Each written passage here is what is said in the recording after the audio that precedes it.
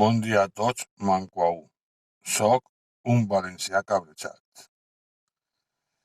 Avui, quan ja ha passat el 9 d'octubre, la nostra festa, per desgràcia ja han començat a desaparèixer les senyeres, els valencianistes. Fins l'any que ve, pues, estan desapareguts molts. I ara què toca? Pues la frase que no m'agrada gens. I quina és aquesta frase? Ara no toca. No. Els valencians som el poble més acomplexat que pot haver. Perquè si no, no m'ho expliqui d'altra manera. Que si vols parlar de la celada, no, ara no toca. De la infrafinanciació, no, ara no toca. Senyors de Compromís i del PSOE? Com estan els vostres amics en Madrid, ara no toca.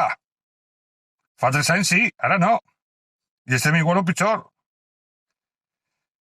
Que si volem parlar valencià o no podem parlar valencià, no, ara no toca. Està mal vist. Valencià pa casa. Que si vull parlar de la divisió del valencianisme, no, ara no toca. Tots són molt bons.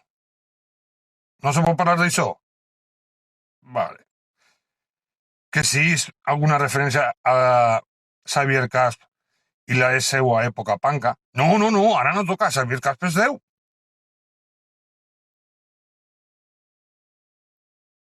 Que si vull parlar de nacionalisme, no, ara no toca. Que nacionalistes mengen xiques de bolquers, ara no toca.